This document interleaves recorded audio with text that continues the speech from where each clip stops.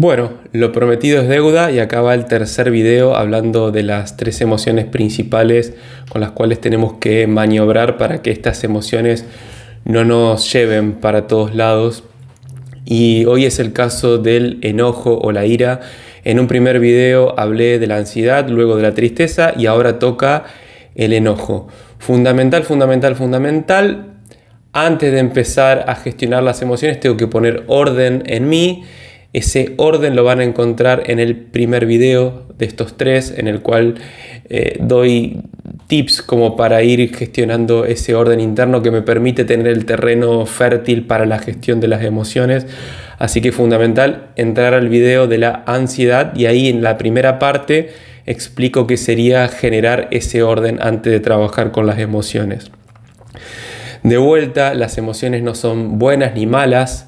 El enojo en sí mismo puede llegar a incluso hasta salvarme la vida.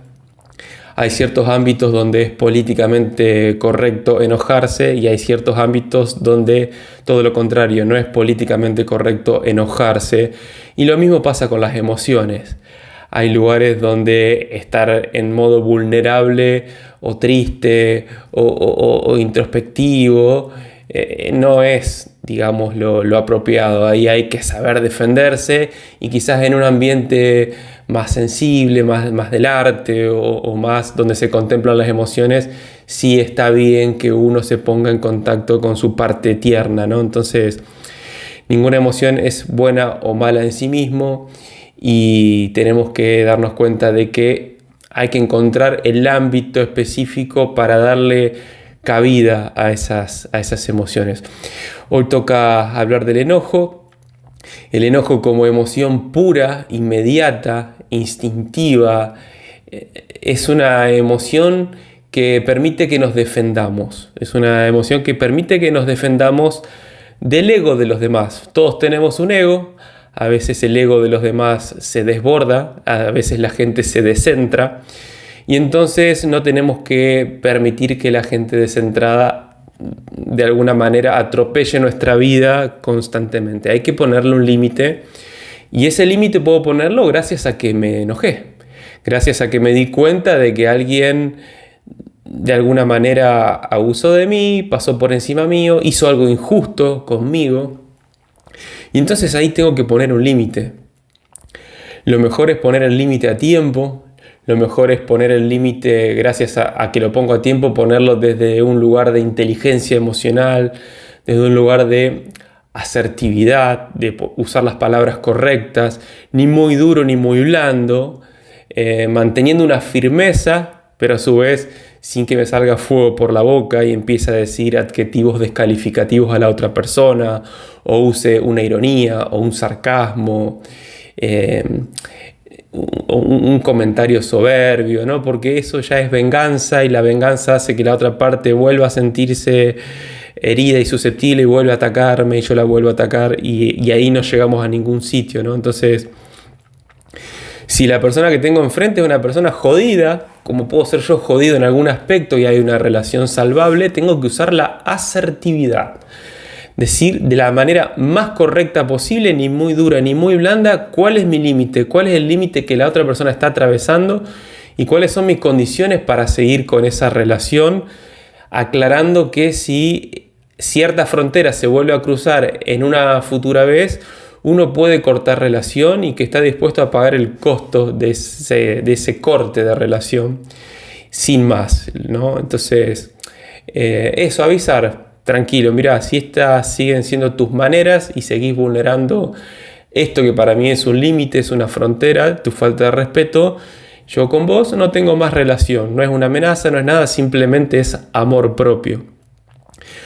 Luego están las personas que no abundan en la sociedad, es un porcentaje menor, que son las personas extremadamente victimistas, manipuladoras, que no son capaces de reconocer ni un mínimo error, que siempre expulsan hacia afuera, que no se hacen cargo de nada, que no son capaces de decir, sí, en eso la verdad que me equivoqué, y que siempre se victimizan y que siempre son el centro del mundo en relación a que piensan que son las únicas a las que les pasan cosas. Y entonces nunca se van a hacer cargo de haberme atacado esas personas desmedidamente. Entonces ahí quizás la asertividad no funcione, la asertividad que tendría que usar con una persona que puede ser jodida como yo o que tiene sus días como yo, y ahí sí la asertividad funciona porque lo más probable es que la otra persona reflexione y reconozca al menos en parte lo que le señalo, pero hay ciertos casos donde ese reconocimiento no va a surgir nunca. Y entonces de ahí yo tengo que defenderme y defenderme quizás no de un modo tan asertivo. A veces tengo que decir, no me jodas más, no me rompas las pelotas, dicho así en criollo. Hay personas que hace falta que uno les diga eso para que frenen. A veces hay que irse directamente. A veces hay que dejar a estas personas que hablen solas, ¿no? y que quede en evidencia cuando hablan de que su argumento no tiene ningún tipo de lógica, ¿no? Porque a veces si uno enseguida se defiende, le estás dando pie a la otra persona a que uno tiene una mala reacción, ¿no? Si uno hace silencio, cuando la otra persona dice algo completamente desubicado y sin ningún tipo de lógica y agresivo, quizás si hay más personas en ese contexto se dan cuenta, ¿no? de por dónde va la cosa. Entonces la persona queda en evidencia sola. Y entonces hay diferentes formas de tratar con estas personas extremadamente manipuladoras o victimistas. A veces es irse, a veces es hacer un sarcasmo, a veces es exagerarle lo que te está diciendo esa persona de lo que te está acusando. Ah, sí, vos decís que soy así, sí, soy así y más, ¿no? ¿Qué pasa? Si yo extiendo esta relación con esta persona a través del tiempo, con esta persona que hace cosas injustas sobre mí o que atraviesa una frontera que yo le dije varias veces que era mi condición de relación que no atraviese esa frontera, en ese caso ya empiezo a ser cómplice, empiezo a ser corresponsable. Entonces lo más sano, si realmente estoy en lo cierto de que esta persona es manipuladora, extremadamente manipuladora y yo no soy así, entonces tengo que cortar esa relación, tengo que irme. O sea, alguien me puede mentir, estafar, manipular 1, 2, 3 veces, ya la cuarta, quinta, estoy consensuando esa relación, estoy haciendo un negocio interno en el cual me apoyo en mis ideas de baja autoestima como para decir, bueno, al menos es algo, es poco, es una migaja, pero si no tengo la migaja, entonces voy a permanecer en esta relación para seguir recibiendo esa migaja, por más que sepa que no me satisface del todo, por más que sepa que no es lo que me merezco, sigo acá. Y entonces ahí ya soy corresponsable por apoyarme en mis pensamientos de baja autoestima, por creerme literalmente y radicalmente en mis pensamientos de baja autoestima. Y entonces si me quedo ahí, ya sé que lo que recibo es responsabilidad mía. Entonces, por muy manipuladora que sea la persona y por mucho que se victimice, estoy siendo corresponsable. Entonces, la primera, la segunda, la tercera que hizo algo injusto conmigo, te la tomo. Fui víctima en esa situación. Ahora, si me sostengo ahí, ya no es el victimario la otra persona y yo la super víctima. No. Estoy siendo corresponsable porque yo ya sé cómo se maneja la otra persona y yo ya sé que no es capaz de acordar algo, de comprometerse con algo, de no atravesar una frontera que le dije que para mí era fundamental no atravesar esa frontera para permanecer en esta relación. Entonces yo cedí y la otra persona ya sabe que yo soy capaz de ceder, que soy blando, que no respeto mis valores, que no soy capaz de tener el amor propio como para decir basta y ser consecuente con ese basta. Y entonces, bueno, ahí ya es mi responsabilidad, ¿no? Después, bueno, o sea, están estas personas, también están las personas con las que no tenemos afinidad. Y entonces si no tenemos ningún tipo de afinidad, quizás no sean manipuladoras, ni victimistas, ni nada de eso, pero no hay afinidad. Entonces, si no hay afinidad, vamos a tener muchos choques y roces y malos entendidos. ¿Pero por qué? Porque nuestras naturalezas son incompatibles. Entonces, de vuelta, ahí lo que me conviene es irme. Cuando pueda, me voy, ¿no? Porque no tiene sentido herirnos, ponernos trabas en el camino por la incompatibilidad de nuestras naturalezas, ¿no? Y después hay como una tercera opción, que es la cuestión donde hay relaciones que son totalmente salvables. O sea, que tenemos una afinidad de valores, de perspectiva de vida, de gustos, de aficiones. Pero bueno, hay un costado en el que ambas partes patinamos, hay un costado en el que ambas partes somos jodidas, reactivas, susceptibles. Y entonces ahí voy a tener que trabajar, o sea, con mi forma de comunicarme. Porque yo sé que si juego una carta que no jugué en relación a mi comunicación, si logro tener una comunicación mucho más asertiva en el tono con el que digo las cosas y en las palabras bien ubicadas, en las cuales tampoco es que ser asertivo significa ser blando. No, ni duro ni blando. Es ahí, ¿no? Es ese lugar donde con altura, con adultez te digo, estas son mis condiciones para permanecer en esta relación. Y entonces la otra persona, si tiene, digamos, esa parte de autocrítica, de reflexión, de frenar, de analizar su propia conducta, va a mirarme y me va a decir, sí, la verdad que tenés razón. A lo mejor no me da la razón en un 100%, porque a lo mejor tampoco tengo la razón en un 100%. Pero me va a decir, sí, tenés razón. O sea, de estas 10 cosas que me estás diciendo, veo que tenés razón en 5, en 6, en 4, en 2, en 8. Pero tenés razón en eso.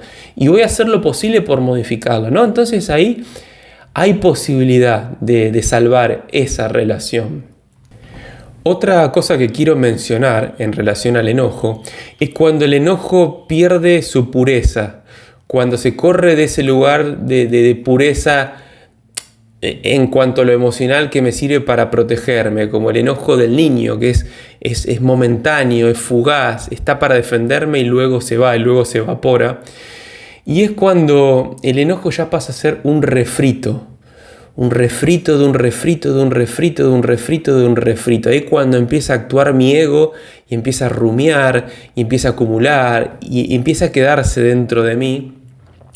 Y voy a hablar de 5 situaciones que acabo de anotar acá, que son el resentimiento, la proyección, la envidia, la indignación por temas que suceden en la sociedad y el despecho.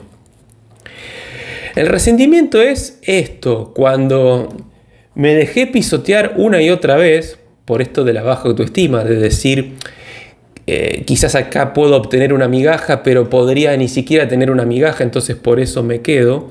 Entonces cuando yo me quedo ahí y me dejo pisotear una y otra vez y otra vez y otra vez y otra vez, aparece el resentimiento.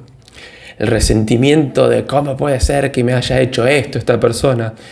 Claro, parece que es más fácil enojarse con la otra persona o estar resentido con la otra persona porque eso me exime de mirar dentro mío y darme cuenta de todo lo que yo permití. Es como si en algún lugar de mi conciencia existiera este paradigma religioso, punitivo del castigo, que me dijera, en este mundo hay castigo, o el castigo le toca al otro o me toca a mí, ¿no? Es como la idea marxista en cuanto a lo económico, de que a alguien le toca el dinero y si lo tiene aquel no lo tengo yo y si lo tengo yo no lo tiene el otro. Bueno, algo así, pero con el castigo. Este mundo, esta humanidad merece castigo, ¿no? O el otro el que merece castigo o lo merezco yo, ¿no? Entonces cuando pienso que el otro es el malo de la película, de alguna manera yo quedo libre de culpa, ¿no? Porque en algún lugar el quedarme resentido con esa persona que yo dejé que me pisoteara me exime de ver que yo mismo me dejé pisotear, o sea, que yo mismo me dañé a través de la otra persona. Entonces prefiero pensar que la otra persona tiene la culpa porque en algún lugar pienso, de vuelta equivocadamente, que la culpa sería mía de haber permitido, ¿no? Y hay un tercer paso más allá de la culpa, más allá del primer paso que es culpar a los demás, más allá del segundo paso que es culparme a mí mismo por haber soportado, hay un tercer paso que me dice, ni el otro fue tan monstruoso porque yo permití lo que permití, ni yo fui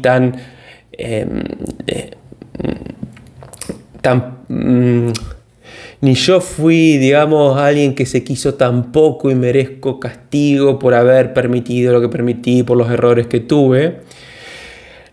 Y sí puedo pasar a un tercer paso, que es la compasión conmigo mismo y el entendimiento final de que hice lo que pude. Hice lo que pude con el nivel de creencias que tuve en ese momento, con cómo veía la vida, con cómo me dejaba llevar por pensamientos de baja autoestima en ese momento.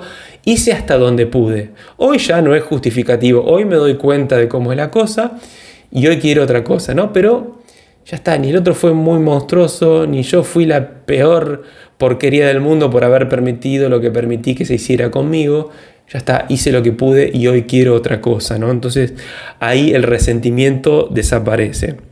Hablé de 5 refritos del enojo: el resentimiento, la proyección, la envidia, la indignación por temas sociales y el despecho.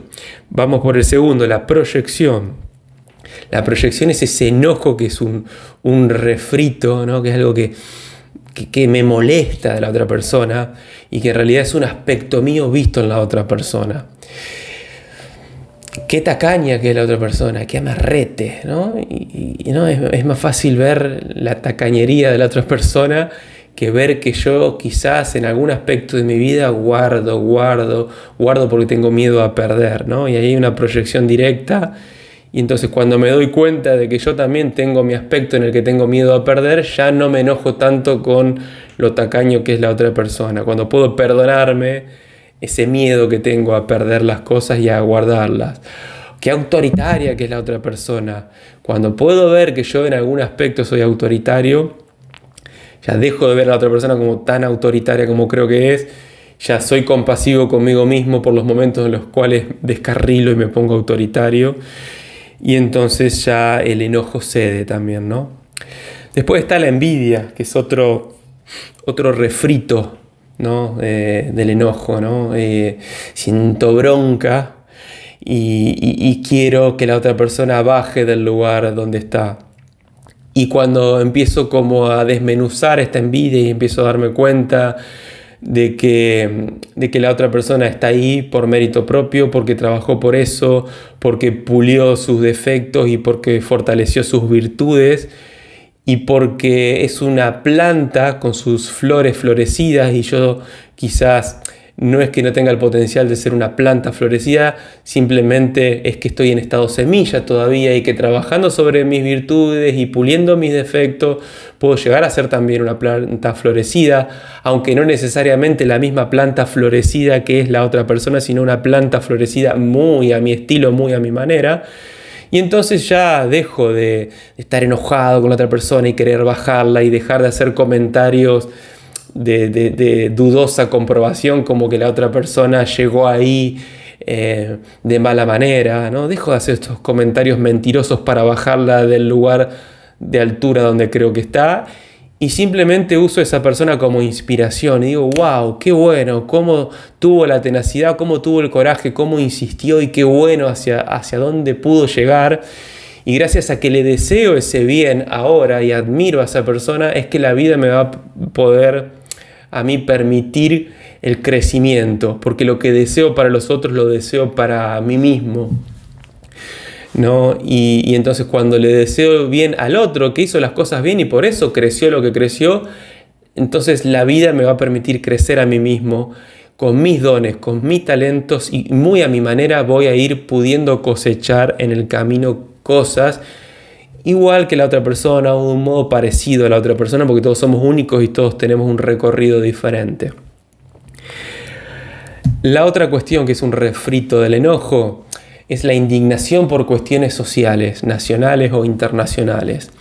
Una cosa es tomar conciencia de en qué país vivo, con qué clase de políticos convivo para poder defenderme lo más posible de los políticos y el Estado. Y otra cosa es pensar que gracias a esos políticos y a ese Estado yo soy infeliz o tengo la vida de miércoles que tengo.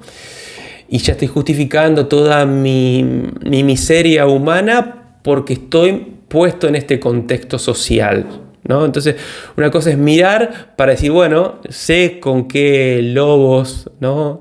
Tengo que lidiar para poder defenderme, y otra cosa es creer que toda mi desgracia viene de esa cuestión social, ¿no? Y entonces ahí ocupé toda mi energía en el afuera para no ver la porquería, la mugre, el desorden, el caos que llevo dentro.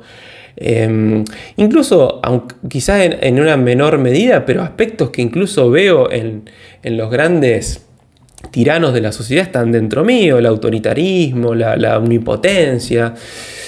No al mismo nivel, claramente, ¿no? Si no estaría en el lugar de ellos, pero quizás hasta veo algo en estos representantes o en esta gente que gobierna el mundo que también está en mí, en menor medida. Y entonces ver todo el tiempo eso en el afuera, claro, me exime de mirar mi porquería, mi sombra, mi ego humano, mi desperfecto. Y entonces, claro, eso. Cuestión es que el enojo está constantemente ahí en mí, y entonces vivir enojado no me sirve para nada, no resuelve nada y está muy lejos de ser ese enojo puro del que hablaba al principio. Y luego el despecho, me gustaría ponerlo como otro ejemplo, el ejemplo final de estos ejemplos. El despecho viene cuando se termina una relación de pareja. ¿Y por qué viene el despecho? El despecho viene por dos razones. Una de esas razones fue porque puse el acelerador a fondo con las expectativas. Y dije, esta relación tiene que durar para toda la vida o tiene que durar un montón para que yo pueda ser feliz en este mundo, ¿no? Entonces, ¿qué pasa? Puse demasiado las expectativas a futuro, que no quiere decir que uno no tenga expectativas y no sueñe y no tenga la confianza de que una relación dure.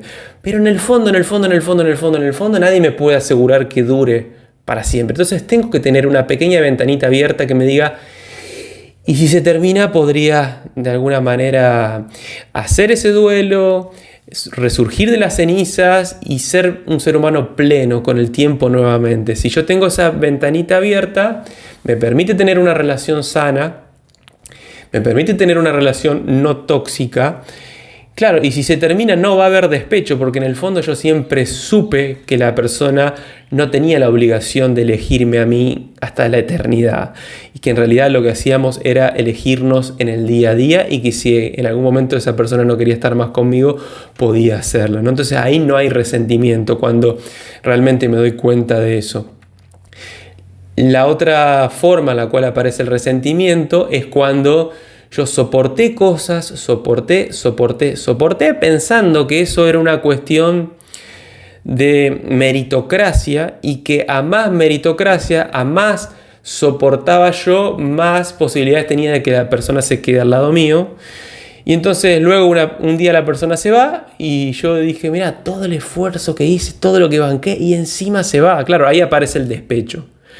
En cambio, cuando yo digo estar en pareja no es una cuestión de meritocracia, de esfuerzo extremo, de bancar lo imbancable con tal de que alguien se quede, sino que lo que no se puede soportar no se soporta ni por una pareja ni por nadie. Y entonces eso, lidio con ciertas diferencias, pero no soporto lo insoportable.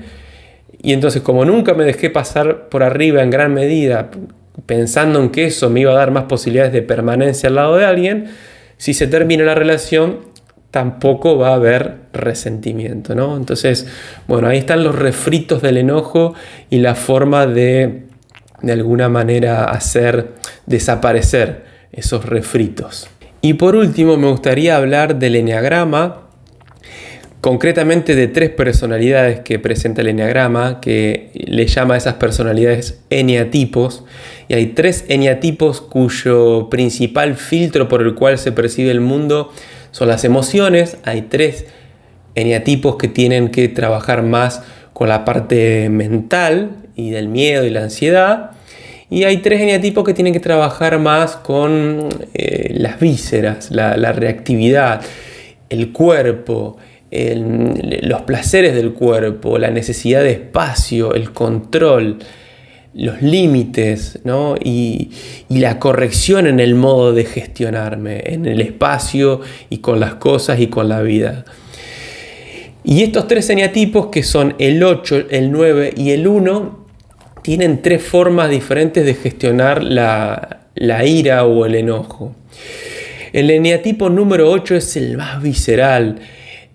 Son esas personas que te miran a los ojos y no sabes si le tenés miedo o respeto.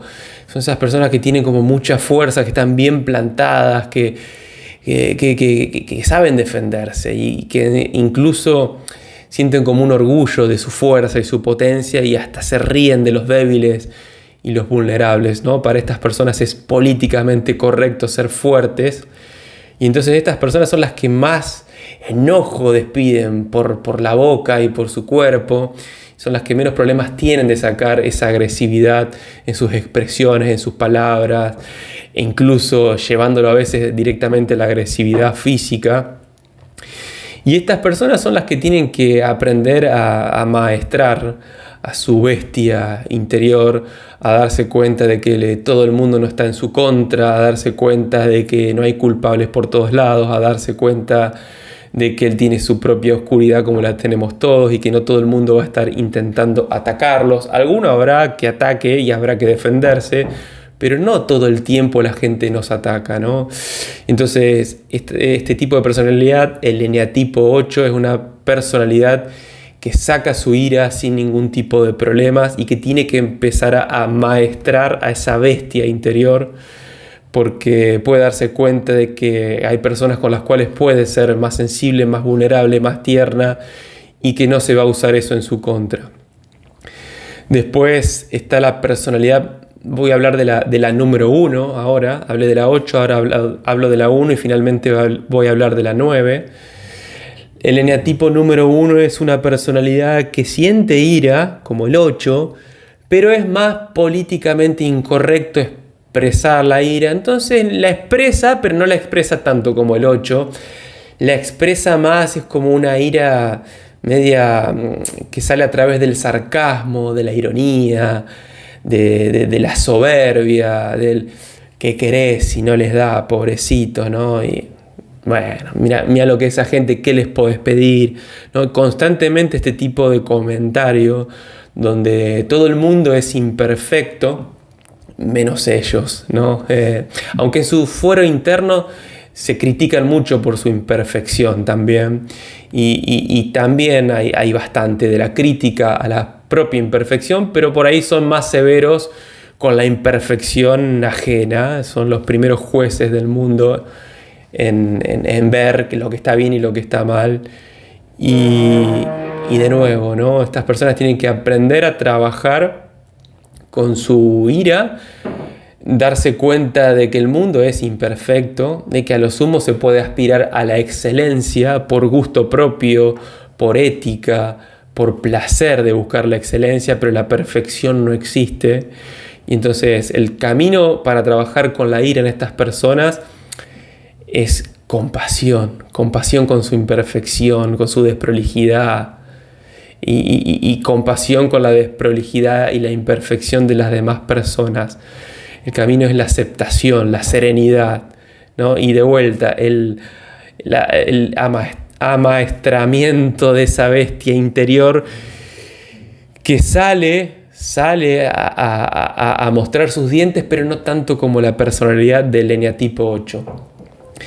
Y finalmente voy a hablar de la personalidad del eneatipo número 9, que es la personalidad que cree que es políticamente incorrecto mostrar el enojo, y más allá de que sea políticamente incorrecto, porque tiene la idea de que las personas buenas son las que más atraen amor de los demás y atención. No sé si atención, ¿no? Porque quizás también a los eneatipos 9 les gusta pasar desapercibido en algún aspecto, pero sí les gusta ser queridos por ser buenas personas. Y más allá de eso, denostan el enojo porque piensan que el conflicto es muy indigerible y que la paz es lo mejor que te puede pasar y que la tranquilidad, el reposo es lo más apetecible, y por eso más vale el enojo allá afuera, más vale el conflicto allá afuera, más vale la ira allá afuera. Y estas personas son las que tienen que dejar salir su enojo, a diferencia de las otras personas que tienen que domar a la bestia, que acariciar a la bestia, ¿no? que bajarle los decibeles a la bestia. Acá tengo que sacar la bestia de adentro, acá tengo que plantarme en diferentes situaciones, acá tengo que dejar de pasar, dejar de permitir que la gente me pase por arriba, me use, me manipule, me lleve para cualquier lado. Basta ya de ser una mosca pegada en la pared, basta.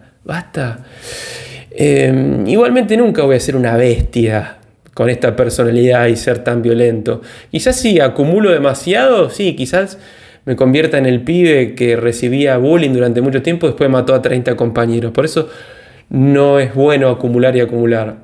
Pero si empiezo hoy y todavía estoy a tiempo, lo que puedo hacer es, en el mejor de los casos, ser asertivo y ser una de las personas que más logre ser asertivas con esta personalidad. El que en principio tiende a ser el buenazo, la buenaza. Ya basta de ser el buenazo, ya basta de ser la buenaza y voy a practicar la asertividad. La asertividad es decirte de un modo ni muy duro ni muy blando, yo pienso esto, yo siento esto y me planto en esto. ¿Te gusta? Buenísimo, bienvenido a mi vida. ¿No te gusta? Y bueno, no puedo hacer nada más para agradarte. Listo, ¿no? Pero tengo que en algún momento plantarme, decir yo soy esta persona, yo pienso esto, yo siento esto, me puedo equivocar, sí, como todos, y el día de mañana puede que piense de otra manera en relación a este tema, pero hoy pienso esto y siento esto y lo voy a defender. Pase lo que pase, lo voy a defender. Bueno, hice quizás un análisis un poquito más exhaustivo en relación a la ansiedad, que fue lo primero de lo que hablé, la tristeza, que fue el segundo video, y aquí el enojo. Espero que les sirva a las personas aprender a gestionar el enojo a través de esta información que pude brindar. Bueno, gracias a todos por escuchar y seguramente nos veremos en algún próximo video.